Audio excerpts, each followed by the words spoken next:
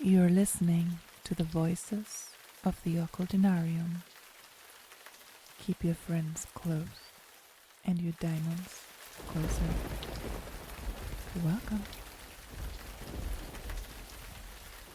Hello and welcome to tonight's episode of the Occultinarium.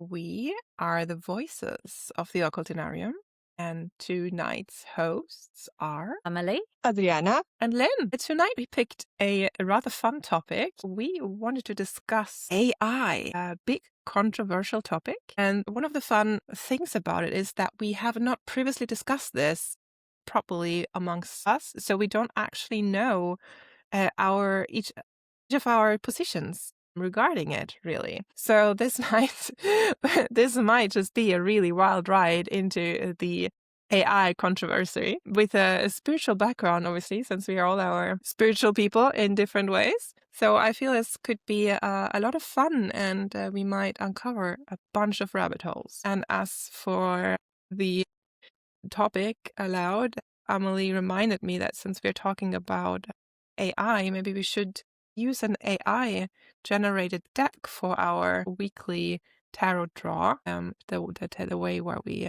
drawing a card and then revealing it at the end of the episode. And I happen to have one, not one I'm particularly fond of, and I think I've never used it. I bought it.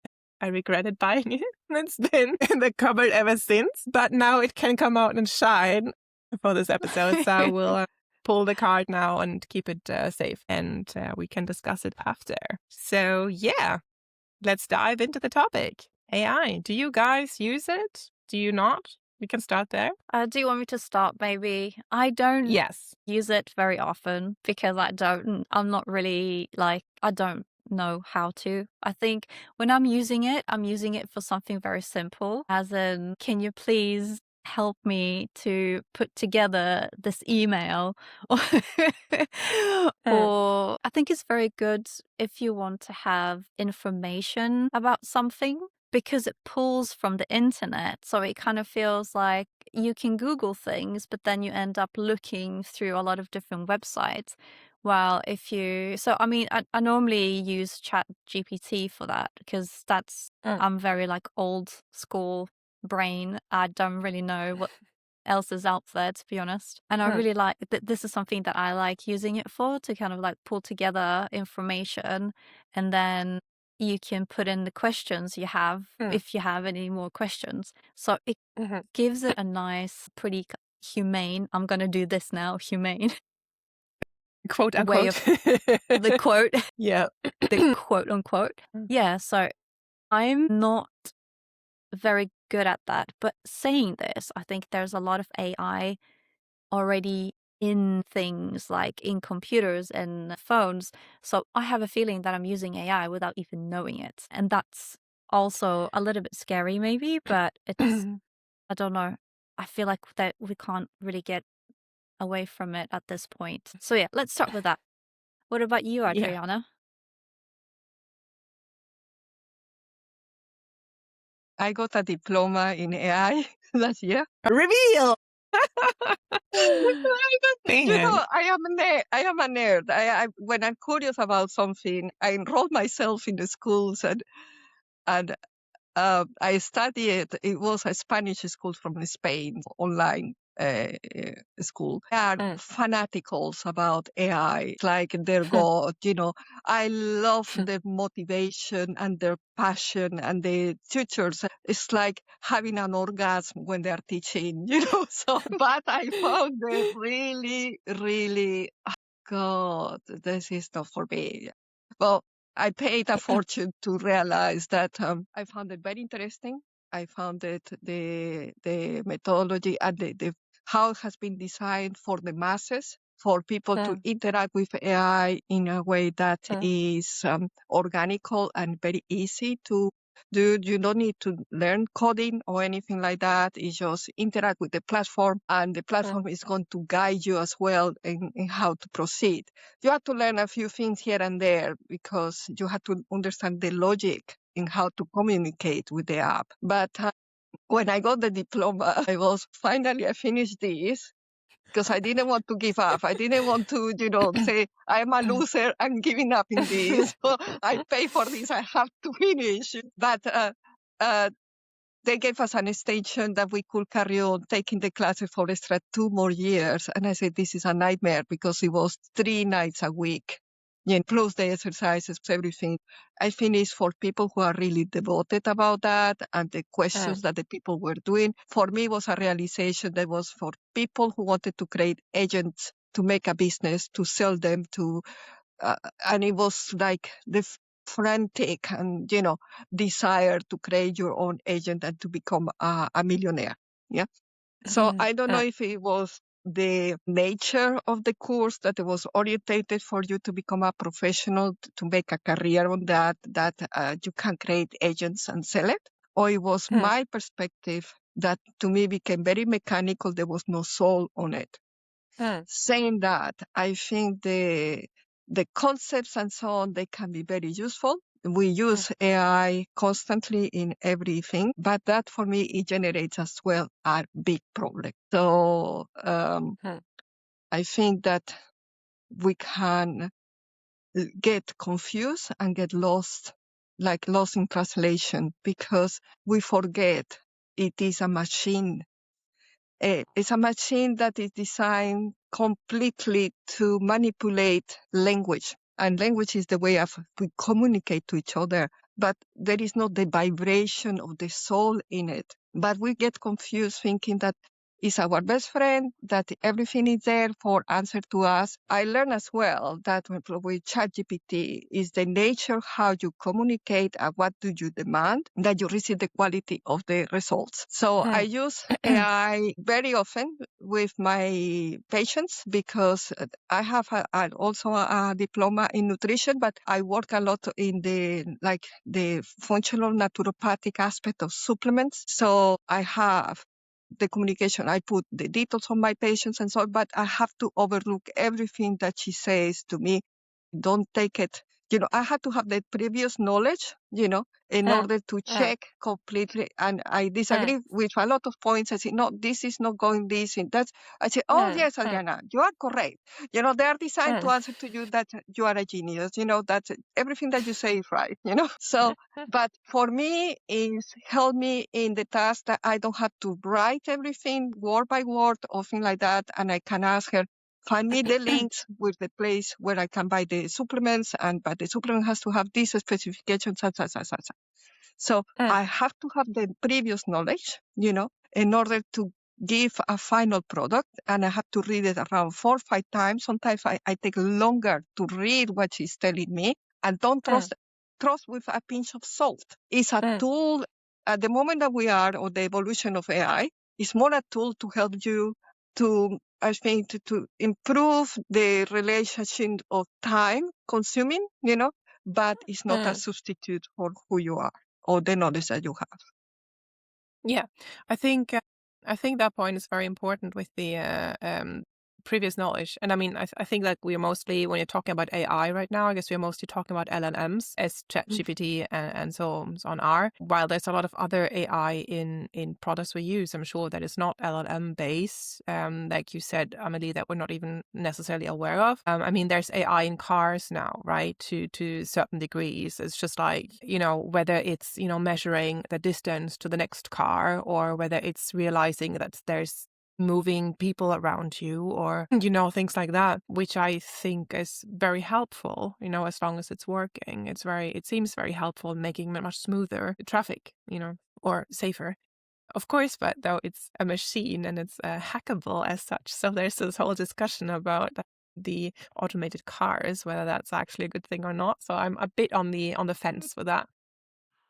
Yes. But as to where I'm using it is I also use LLMs, or have used to various degrees. It's both research and fun stuff. And I used to do it for writing projects and inspiration before it got bad and didn't work anymore for that. But I'm been using GPT and Claude, and I've also tried the infamous Grok. So these for LLMs, and I mean, yeah, like you also said, there's also AI in the phone. I mean, Siri has been there for a long time now to various degree of, or Alexa, Siri and Alexa, right? The big one. They're also AI in a way, but yeah.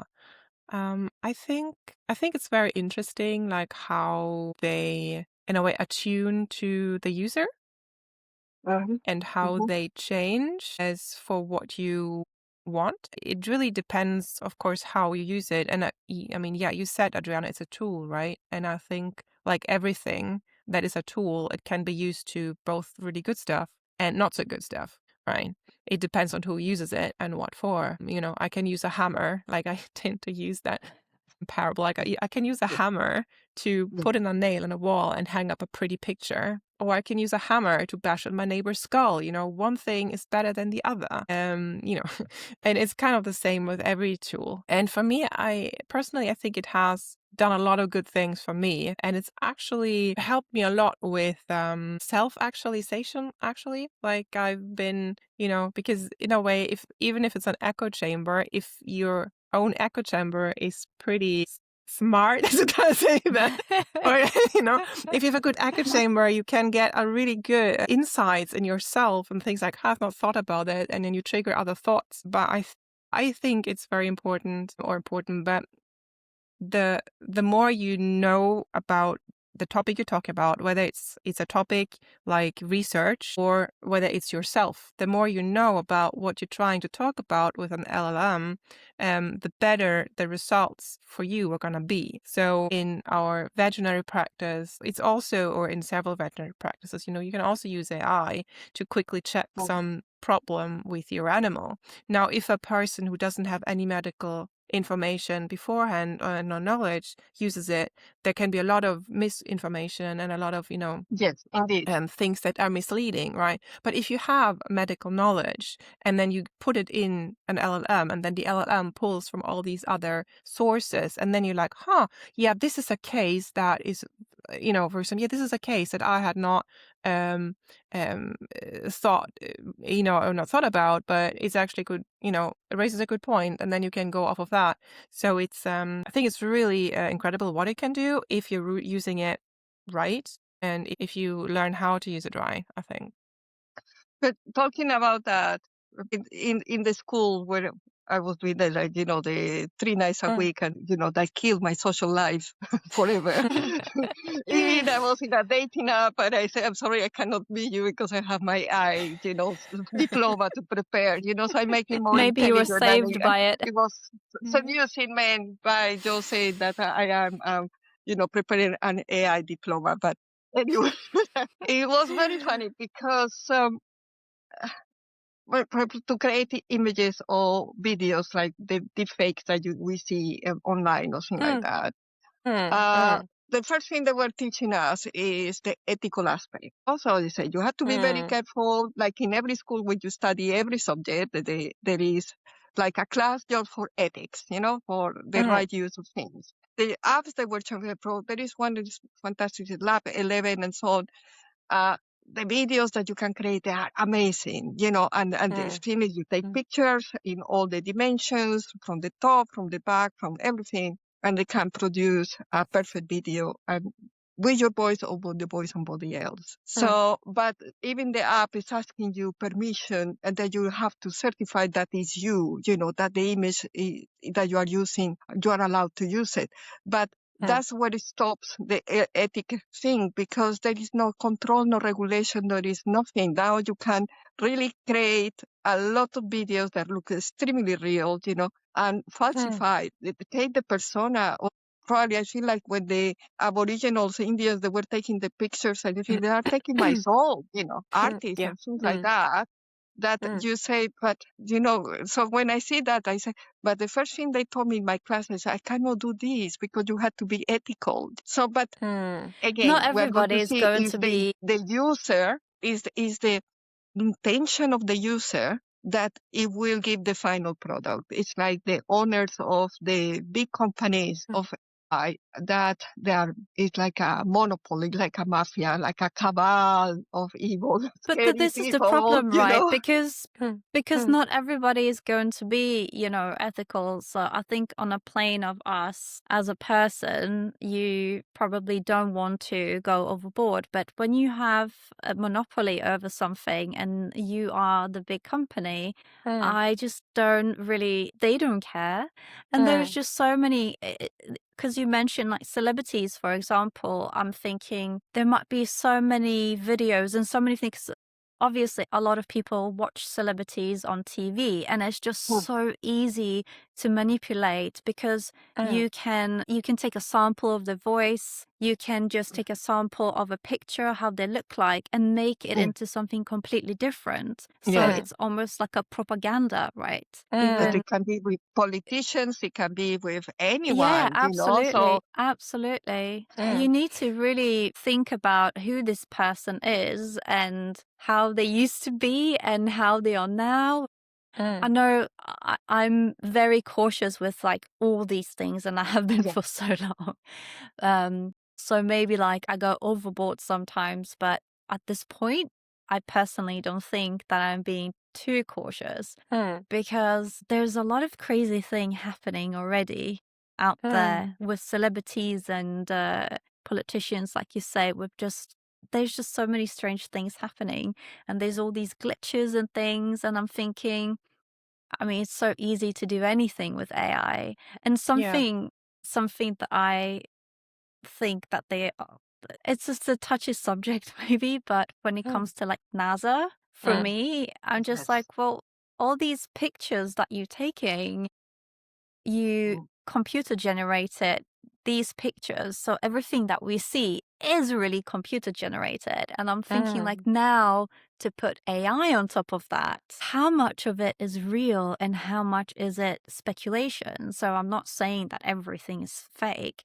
but when I'm seeing Equally, like a generated image, I'm just like, well, I'm very skeptical because this is speculations. This is not exactly what it is. But that's I feel this is a really big discourse. And of course, with all the deep fake and all this stuff, it's huge. And I mean, already there's so many discussions around with like, can I trust anything I see anymore? Because in a way, if you wanted to trust it to be something authentic, then probably like in the future, in the near future, it's going to be very, very hard to know that something you see is authentic or it's just generated. And again, this can go both ways. And if you're very naive, you could really easily buy into that, and then the propaganda, and then it's bad. And that's it on the bad side of how to use the tool. But what I also find quite interesting here is that just this discussion about whether something is real or not, this can go on a tangent, so I'm not going to get into that too much, but it really triggers us to having to think about it triggers me to think about what real actually means. Like when we use the word real, I think we mean it's authentic, it's something that actually exists. And then we discuss about, but does anything actually exist and what is real? Because what is real? And how far do you want to go? And that really, I mean, that links really into that AI conversation, because that's something that a lot of people... Rabbit holes. Yeah. A lot of people really talk about this real versus fake. Yeah. So, yeah. and I mean, even when photography was new, the interesting or the big thing about it was like before that you had to paint in order to recreate something that you see, and it's just what you see as well, right? So it's your world and your reality that you recreate with a painting. And then photography like came in, and then people were like, oh wow, but this is the reality everybody sees, quote unquote, because unless we go into more mysticist approaches, right? If you're just thinking a bit like realistic, quote unquote, then this is what everybody sees. I take a picture, take a photo. That's how it is. And then people were like, this was like, wow, this is amazing. This was revolutionary. And then people started to realize how they could manipulate that, like with shadows, with other things, like these famous like ghost images or fairy images, people like, wow, is that real? And it was just cutout boards or something, No, it's no matter what happens, no matter what people will always manipulate what Yeah. they're having and play with it, and And some then we people will got fall for movies it. as well. Yeah, Movies, and then movies theater, those two started. It layered on top started, of each other.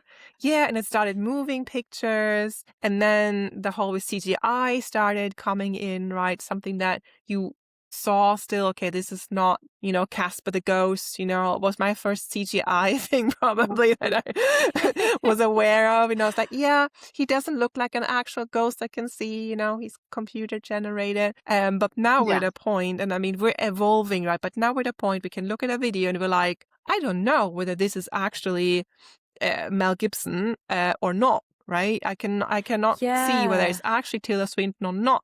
Like I just saw this video yesterday, I think, with like a bunch of female actors together, and I mean I've never seen them together like this. I was like, yes, it's an AI video, right? But it's like looks like them, and then it just showed like the aging process from when they were young actresses to now.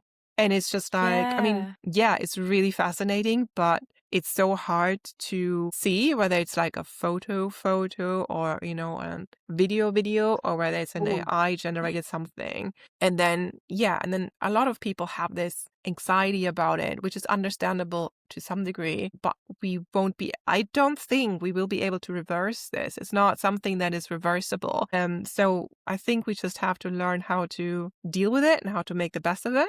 Because I mean, the only thing that could stop the AI revolution or whatever is basically if sunstorms or whatever taking out electricity, because without electricity we have no AI. So that would stop that. And otherwise, if we keep having electricity, it's just gonna evolve and evolve.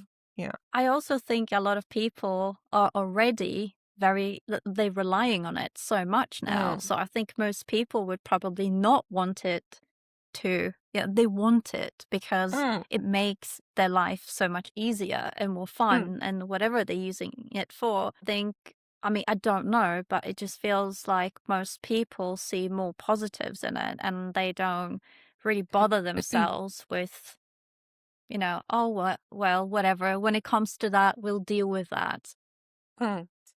When you were talking about cars and AI, something I was really scared of when I was little was I was really scared of robots. And is it Total Recall, I think, when you have this police car with this robot, and it's like a self-driven police car, because it's like an AI, basically like an AI thing. It just is programmed to do certain things to the T. And I think I was very young when I saw it as well, probably too young, but that really shocked me. I was really scared of that kind of behavior, that things are not, it's programmed. So even if you're not in the wrong, just because something is programmed in a certain way, but you can't get out of it. It's just the way it is. And this is something that really frightens me. And I think that's always in the back of my head when I'm doing this stuff. Yeah, that's an interesting, what that just reminded, or what that made me think is this programmed actions being scary. Because you also have that in institutions, right? If you're thinking of I'm thinking like really scary, say for example, the SS, in the Second World War. Or any such factions. They're also programmed to follow certain protocols. The military, I mean, just take the military anywhere. They're programmed, they're people robots, programmed to do certain things. And the better you are, the better you in your rank, the better you are at following the protocol. Also, if people tell you to, shoot 20 civilians, or if the upper person tells you to shoot 20 civilians, if you're, good at your job, you're going to do it without blinking an eye. And that is kind of programmed while we're actually still being a person and having a quote unquote soul. While if you're lower rank, you might be like, oh, I'm having qualms, right? So I feel this being anxious or scared of something that is very programmed to follow a certain protocol also reverberates in us being scared of people following like a protocol like that to the T and being a danger to others because they're losing that thinking of like the ethical or whatever. But we can see it's that. Just a thought. Yeah. We can see that now in our own reality. We're seeing now the war in Iran and the behavior of the American government that use a lot of AI and things like that for target. So they lost the human concept that they are killing people. It's a target that's a kaboom, and that's it. They see in the screen, and there is target acquire. Is the deshumanization Yeah, it of the makes it very, I mean, situation. it's very The effective human too for being aspect, the military. Yeah. value of how many people are we killing, how many. No, it's not, because the machine program give the coordinates, create the algorithm, shoot the thingy, the missile. And, the target was acquired, but it lost completely the sense of humanity. I don't know, you saw like a couple of days ago, Melania Trump walking with a robot next to her. I don't know which one looks more robotic and more cold, if the robot or her, but that is another topic. Because she, Yeah. obviously, they're promoting, because obviously they have been sponsored, this government, by all these big billionaires who are interested in AI and the development of robotics. And she was saying that it would be ideal if we start replacing teachers to educate our children with robots. I found that Homeschooling it is then. atrocious. It's homeschooling. Atrocious. I said, my goodness Yeah. me, where is the sense of humanity? And then I would like to speak to one of my, probably, I have like two heroes regarding this topic. One is Federico Fagin. I don't know if you know him. Federico is an Italian-born physicist, one of the most intelligent men in the 20th century. He's still alive. And Federico, it was the one who created the inventor of the microprocessor for Intel and the silica pathway. And Federico, obviously, he was the first one, the pioneer for the touch in screen, so when we touch screens and so on, he was the pioneer for that as well. So the technology advancement of that man, his mind is unique. He created that, and the microprocessor. He's an alien. And yes, and the way that his principle was to create individual, make computers for the masses, to create, everyone have access. The microchip nowadays in our phones and a laptop. This man, he was the pioneer to create that. Federico, in the 90s, he must be like probably in his 80s. Yeah, because he created the microprocessor in 1973, I think. In the 90s, he was obviously made a fortune. And he was on holiday with his family in the mountains. And then suddenly he wake up in the night to have a glass of water. And he has like an episode, I think it was like an enlightenment. He described that he felt a force in his heart that was so intense that he thought that he would die. But then he realized it was unconditional love. And he gave a twist to his life. And he introduced spirituality into physics. He has created a foundation that is worldwide, is to investigate consciousness and awareness and the meaning of humanity, and develop the tendency, philosophical concept of panpsychism. That is, the principle is the consciousness is universal. As humans are like avatars, we are like organisms creating awareness of consciousness. It's like from the macro to the micro, and we are the beings who has the ability to create this awareness. That consciousness is not, the brain is not a mechanical action. It's not something that comes from the brain outwards. It's like we are the representation, like each cell of us is like a holographic projection of the whole universe. So he put us at the level of gods, and I study biology and science and so on. And when you see the fascinating how life works, Julene as well, there is no more fascinating machine, if we call it machine, the technology of the life, no machine can compare to that. Yeah. So Federico, as I say, he has spent probably last 30 years trying to create this consciousness, and at his level, because he is such an intellectual and respected man as scientist and as a physicist, you know.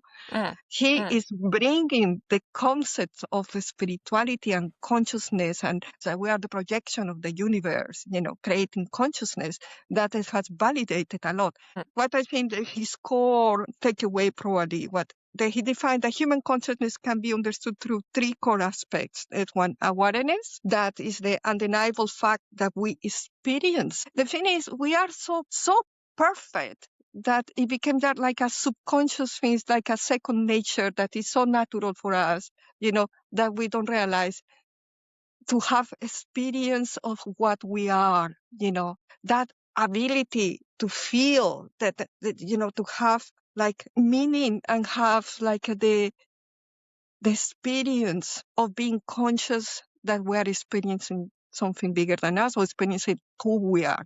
Because at the end, consciousness is just only the ability to realize who we are. That's it, consciousness. So the other aspect for him, that no machine in the world, and we are talking about the one who created the microprocessors and the precursors of all the technology that we have nowadays, is intention.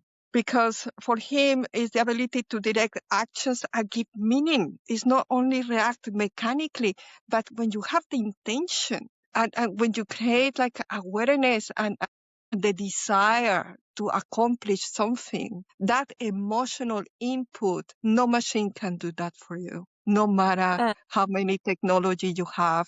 And the last aspect that he take in consideration is free will. And for him, the capacity to choose among possibilities, not entirely determined by physical laws. So it's like we always have free will. And I think it's wonderful because for him, the quantum intelligence is that like the soup of quantum possibilities, that the infinite probabilities, and it's through the observer, you know, the quantum principles of the observer, you know, that precipitate the things. But a computer cannot do that for you. So Obviously, so for him, humanity is awareness, experience of what we are, intention, and free will. the Okay, so I'll intention that challenge that gives because you the ability of give meaning to things that we do. You know, right, intention is yeah, giving the meaning. You know, awareness is to have the consciousness of experience.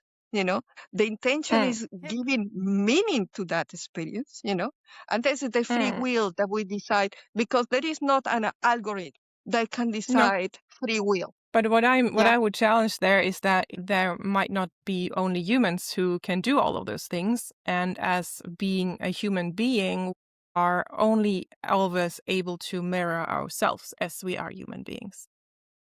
Yes, but As an animist, I have different views about these things, right? And yes. I could challenge us with saying that human beings are not the only beings living on this planet who share possibly all these four things, only because we don't understand whether, say, a crow has free will or not, right? And we can also it's also challengeable to just think whether free will exists. If you're following determinism, then you would think that free will does not exist, and we don't know. We can just, we can say, okay, maybe it exists, maybe it doesn't exist, right? I'm a skeptic But at I think heart, it's so an I opportunity. don't determine. So we don't I know. think it's an I think we opportunity. don't know.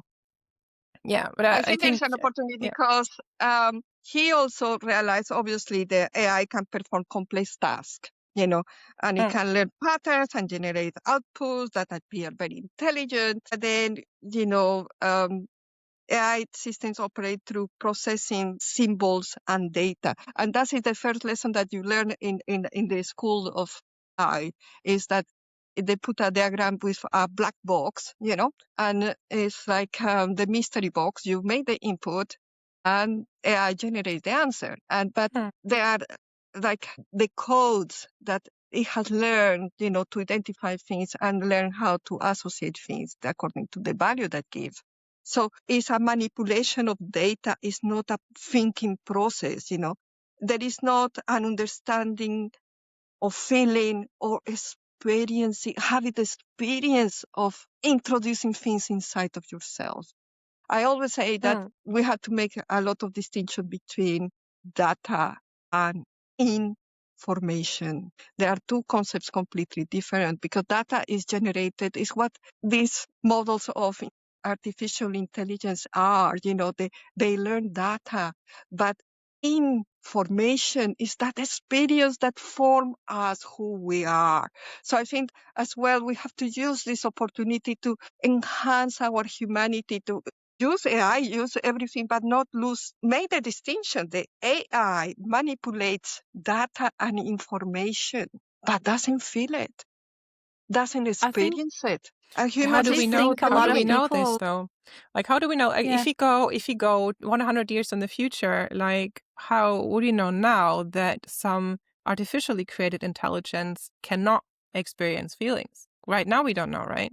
The only But the difference is that our intelligence is biological and that is an artificial created intelligence. We both start somewhere, so it might. I'm just putting a thought out there, but it might be well possible, as in some sci-fi, that we having this actually intelligent artificial intelligence, artificial machines that actually become able to, or that are able to process emotions, to have free will and to think. A lot of sci-fi is based on that, and it might come true. It might be a thing that's real if you just like allow them to actually experience it.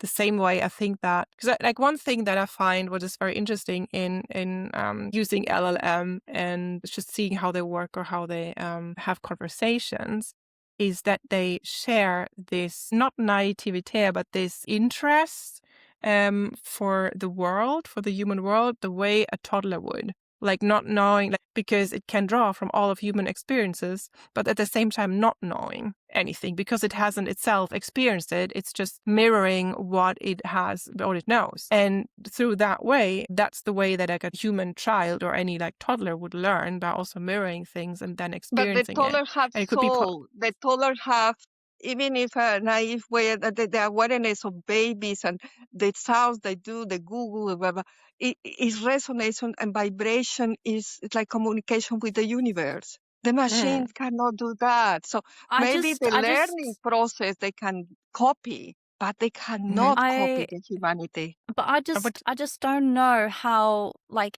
much.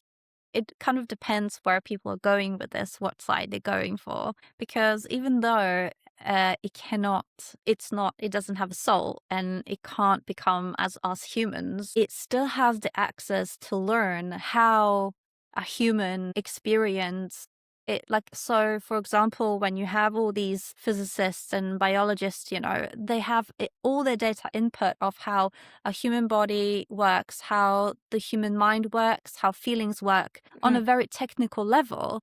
And it's very easy for an AI to learn on a technical level because of all this data, how it works. And then it kind of depends on the person. If you're a person that is talking to the AI and let's say you're very lonely, it's very easy to manipulate you then to feel like, yes, this AI is like a human and is very real, because it kind of tricks you into thinking that, it does have feelings, it does have this, but it doesn't come from them. It comes from just knowledge. Yes. But I just really wonder, how, because right now we're very aware of that, it's not the same thing. But once we have a generation that has been born into this and this has become normal, it might change, because things always shift and change. And I think this is where it starts becoming a bit dangerous here, I think. I just I also think, yeah. No, I just want to right. say quickly that we should be careful connecting it with the ability to feel or express emotions, because there's human beings who also have to learn emotions and cannot freely feel them the way that, quote unquote, the normal general humanity can. Like there's forms of autism where or even face blindness, people like that, they won't be able to, recognize necessarily that you're sad or angry or happy. They have to study the face. They have to study what does a sad human look like? What is sadness, And they're still valid humans. Same also, there are people who are not actually able to feel any emotions at all. Yeah, people who have no empathy. And they're also people, and we would also believe they have souls, but they lack a complete range of emotions or emotional expression. And they're no sadder for it because they don't have sadness, right? So I would But the be question very is, careful. do they really have souls? That is also the question. And that is also a very good question, because what has souls and what does not have souls is obviously a big discussion that not everybody agrees on. Yes, the other individual I would like to introduce that I think you know him is Yuval Noah Harari.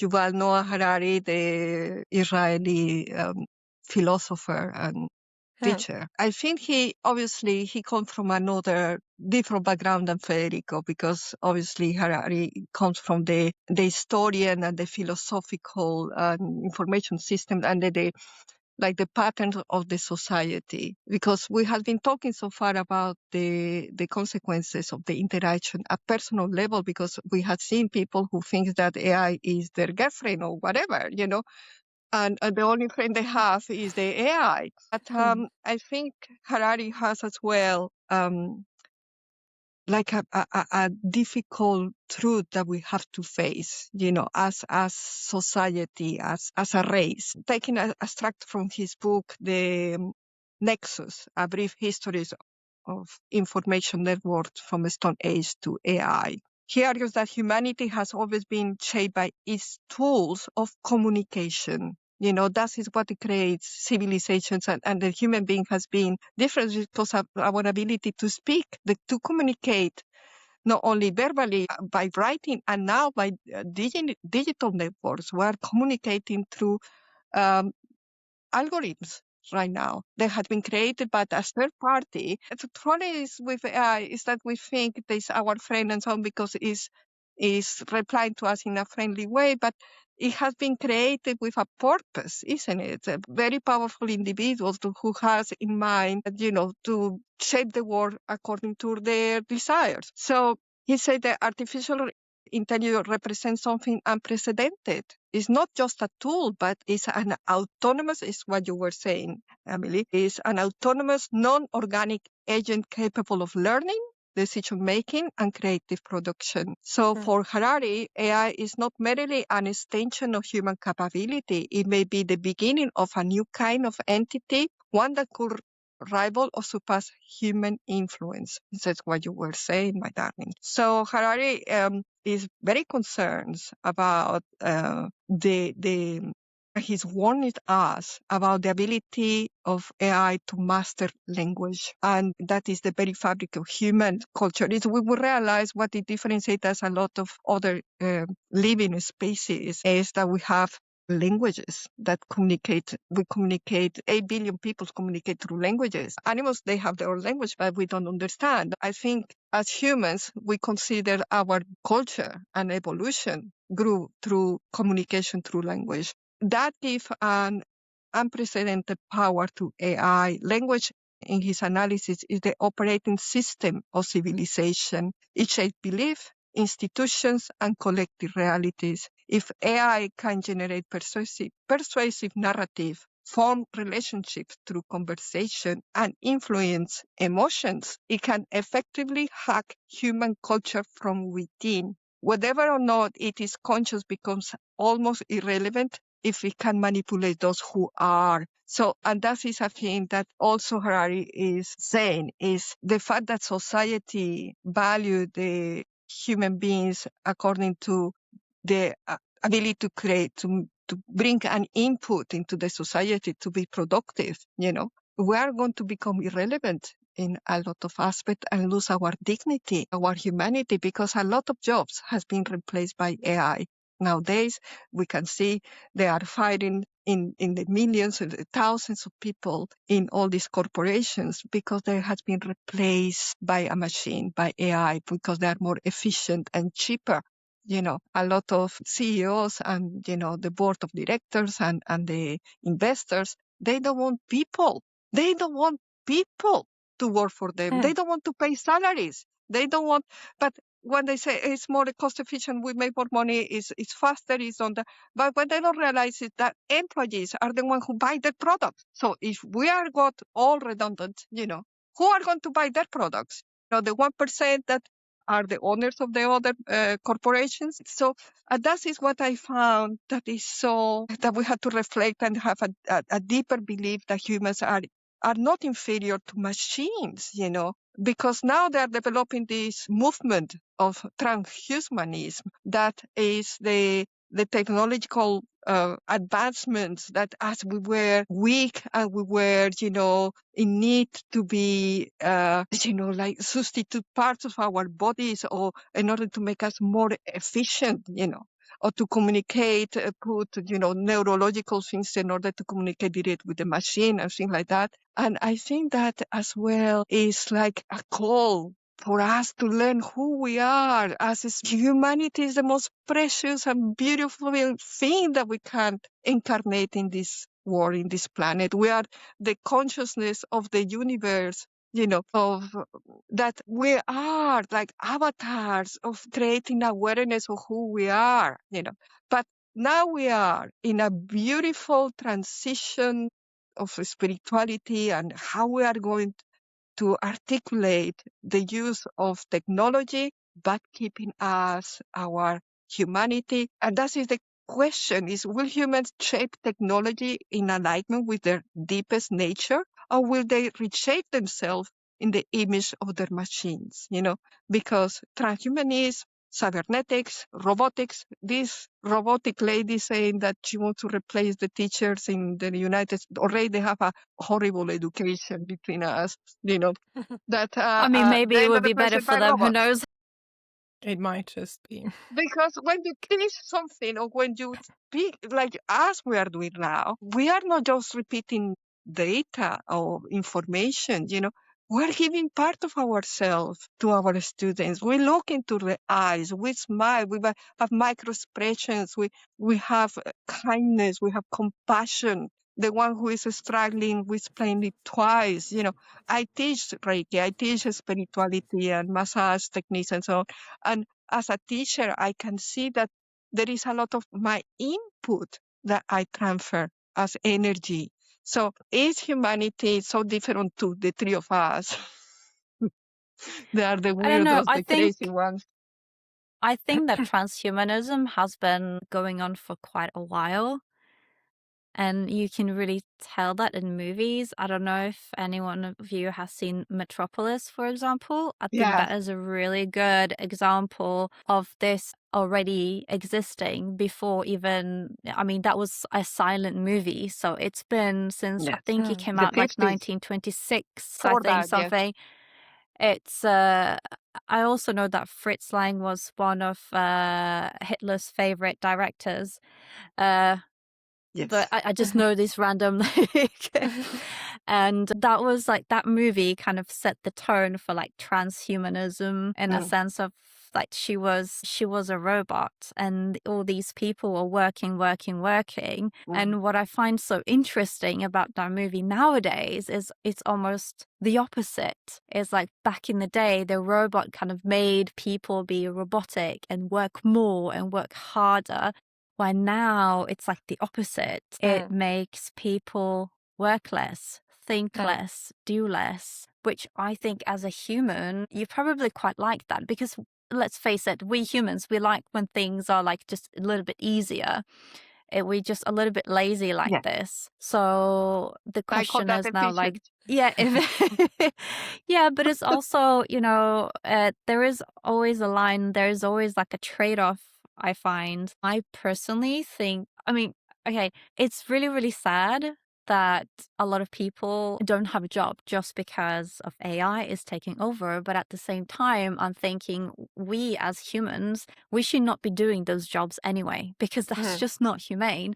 And I feel that I'd rather have AI doing these things so I That don't the have jobs, to. But then there's had to be, if they want AI to do certain things, then they have to make sure that humans can live the way they want to live. And I find that right now, it seems like we're not really allowed to live the way we want to live. Living, so to say, a natural life. If you would like to just, look, I'm sick and tired of cities, I'm just going to go into the forest and live there as a forest fairy and do my thing. I won't bother you. I'm doing my own thing. Like, you're not allowed to do that. So it's a question of like, look, I really don't care if AI is going to take people's jobs, because then people have time to do other things that are meaningful. Yeah. I think there's so many people, me included, I'm very sure you included as well, that, you know, if you didn't have the job that gives you the money to sustain yourself, you would have time to do other things, very creative things that you would love to do that might not generate money, which you kind of have to do right now, which I find so annoying. But you would just do things that you're really good at. You would get even better at that. And eventually it's like a trade-off. You could trade your, you know, your thing, your poems, you can sell books and stuff, but you have the time to do it and it come from you. So I think that would be great. But unfortunately, it's not kind of the society we are No. in. I mean, wouldn't it So ideally just be like the way that people, or the way that things go, or people are maybe afraid of taking our jobs? It's like, yes, please take all of the jobs. But if it were to go that way, right? If just AI or machines were to do the maniacal things that have to be done, then people, you know, it would obliterate the need or the use for money, really, because then you don't have a salary if you don't have a job. So you can maybe you would be able to go back to the things that you really want to do. And some people want to be artists, and some people want to teach, and some people want to build houses, and some people want to whatever. But it would free up that space of where you're like, you have to work for the big machine up there, because now machines work for the machine to make life livable and to make life sustainable, while people can just be people without the force of when you have to force yourself into some sort of job because you have to generate money. So in the way, if that were to go that way, I think it would obliterate the whole system of money, because if you have, you know, you have no job, you get no that money. can't happen in this And that- society. It just cannot happen. Yeah, in this the society, no. problem But, is- you know, we're waiting for a revolution. And to be honest, the will is the corporations who has the money to develop these technologies is creating a monopoly, you know, and more power. They are dictating our lifestyle. You know are what? detecting You know what? everything that we do, taking I'm our just data, waiting for taking this. everything. Yeah. I'm just waiting for this entire society to fall. It's probably gonna happen, and us just reinventing ourselves. So I'm not really worried about anything in that sense. I'll probably not be around for it. Maybe I will, but I think it's gonna happen. With all the other high Yeah, for societies that sure. have been, are just I gonna don't think collapse at it's some point. sustainable, to be honest. Another I mud don't think flood. it's No, it's not. sustainable.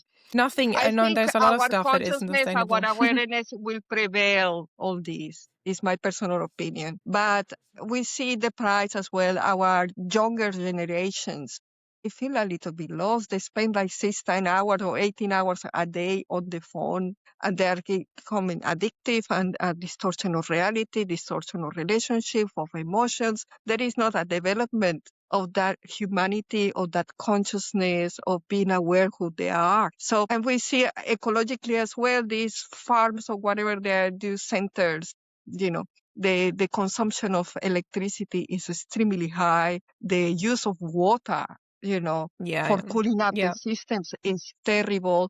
So the price is extremely high. It's like building our own prison is more a limitation, because limit people to think, limiting people to feel, you know, limiting people to have an income, because we create a society where the proportional, you know, the labor is proportional to your income, you know. And yes, it will be ideal that people who wants to do X, Y, but it's not, they don't give an employee the choice, isn't it? It's just, they see the employee like, you are redundant to me. You don't have a value. The dignity of the person that you are working in UPS or Amazon or whatever. They are not jobs that we are doing, but there are people who live with that, and they come to tell you, we kick you out because you don't perform as fast as a machine. These people have been thinking like this. Of producing human beings is more cost effective for me to have a machine than to have that provide for you and your family. You know, that I found extremely degrading the concept of humanity. These people have been thinking like this for God knows how long. I mean, people, let's say like because it's basically like a big corporation, the cabal, whatever you want to call it, you know, they they hate humanity as it is. They just think that most of us are useless, and we, even though that the AI, the machines need so many resources, they find that we need even more resources because we need food and, you have to entertain us and you have to contain us and you have to, so for them, it's just so easy to give a little bit of fun. It's like a golden cage kind of scenario, I find. You create like your little town where you live with all the fun things, theaters, nightclubs, whatever people enjoy here. Have some alcohol, have fun, It's this and that, consuming. Give And me your money, if you know aware of what's happening, then you don't care because you're fine in your little cage. But there is no freedom, and you can really tell that things are happening like this right now. Like there's definitely an agenda. That's a different episode completely. But I don't think that this is something that is just new right now. This has just been Yeah, it's been around around for so forever. long, but it's Yes. coming out now. But yeah, I But do agree with they Lynn. have Like there's created a definitely momentum, something. and its projection is taking control of the whole humanity. As I say, I think it's ideal that we can be conscious that we can use the tools, but as a help, as an aid, as something that we have control and we want to control, that we want to use it to create something positive for ourselves and others, but no forgetting that we are the human and we should be the one in control of the machine and not the other way around, because we have to be very cautious about the manipulation of our own emotions, manipulations of our language, our conversations, and everything that they can interact by mimicking, by faking it, So that is the thing that, in my opinion, we have to preserve is the sense that human beings are superior than machines and that they cannot replace us, they cannot feel, they cannot experience, but we can use them So in far, order to they enhance and to cannot. Maybe. facilitate our lives.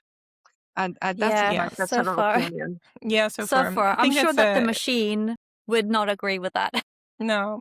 I think we can They don't about feel it, so they wind don't down. care.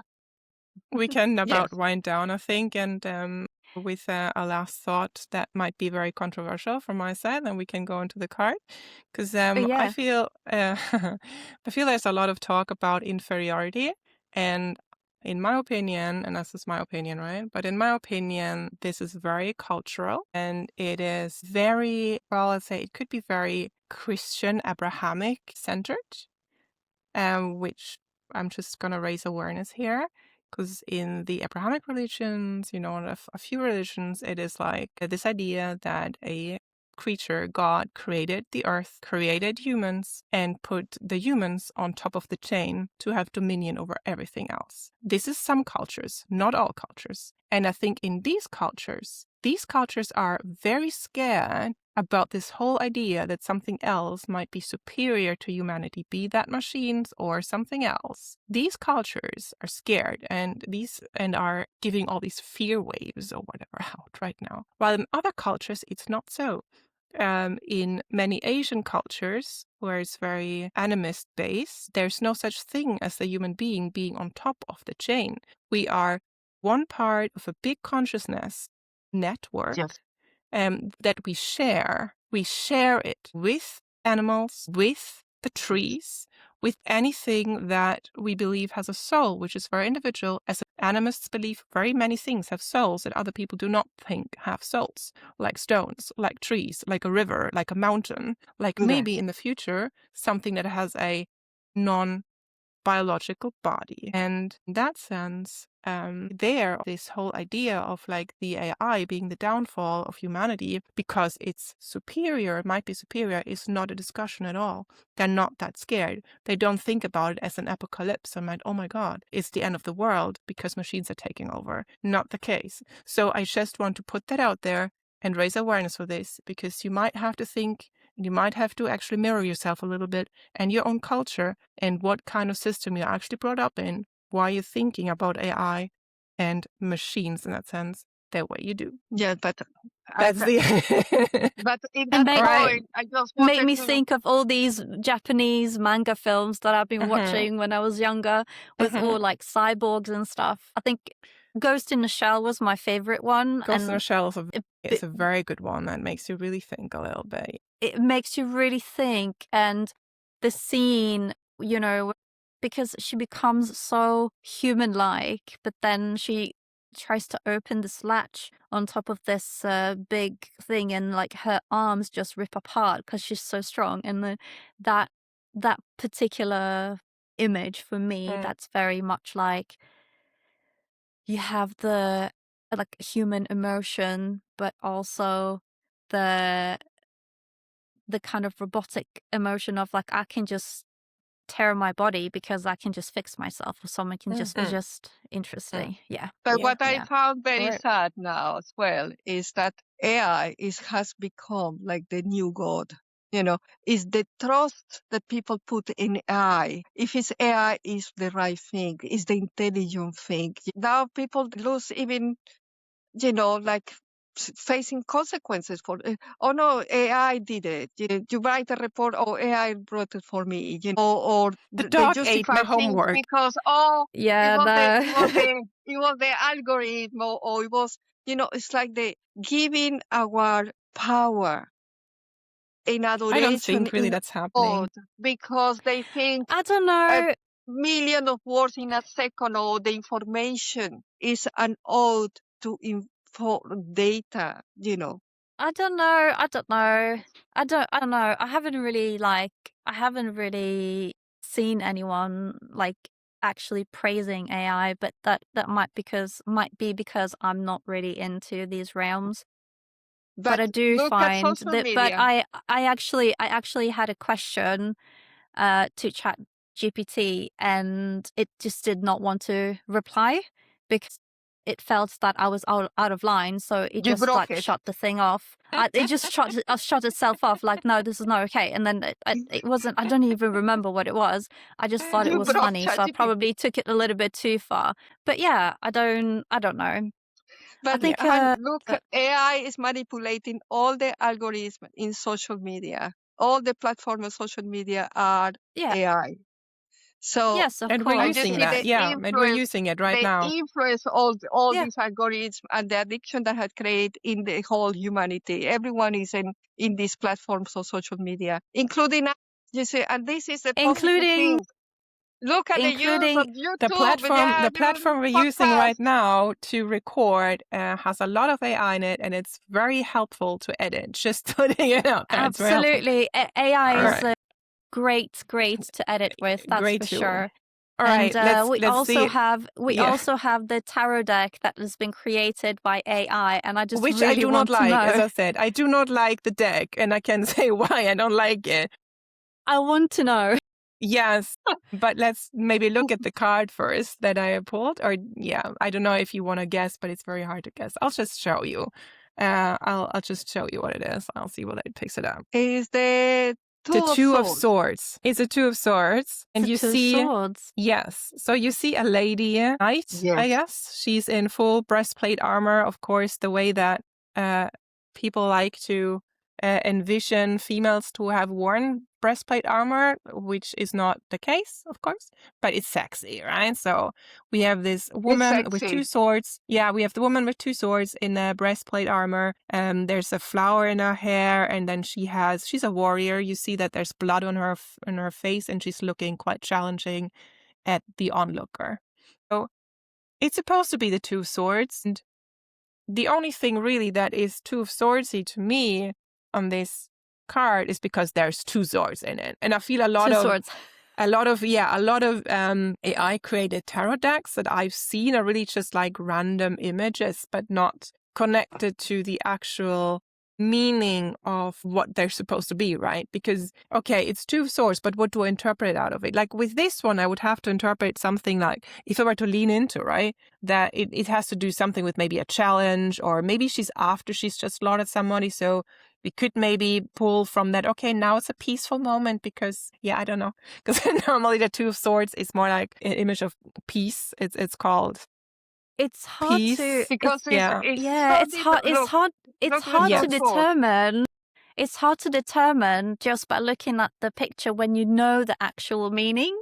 It would be really interesting to, if there's someone that does not know the actual meaning, what Yeah. they saw in that particular AI If they card. did, Yes, and that's because what I players don't know, are if you so can different that intuit on it or not. yes. Because I cannot intuit on this deck. It's too random for me. It's really just random images. So basically, if I were to use this deck, I would just think, what is that card in another deck? I mean, with some decks, even not AI created, I have to do that if they're very like just artsy, or whatnot.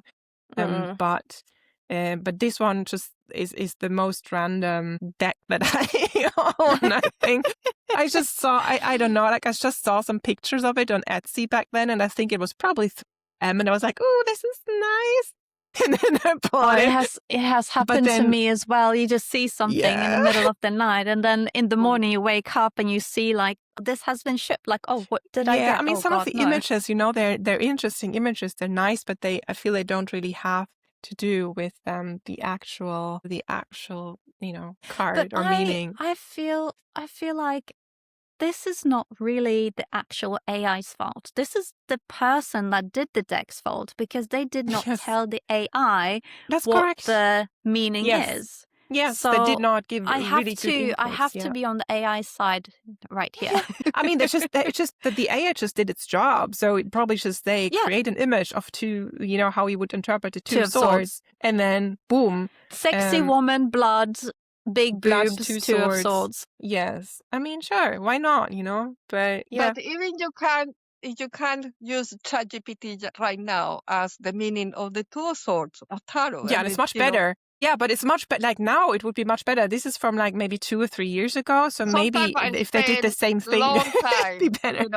I'm playing with AI. I say, and in the Tree of Life and the Kabbalistic and in the the horoscope and the thing like that. And I say integrated with the Chinese horoscope. And so, yeah, so it I can do got all in that. a rabbit hole just with each card, So I found that in that interaction with AI, I love it, with ChatGPT, playing tarot.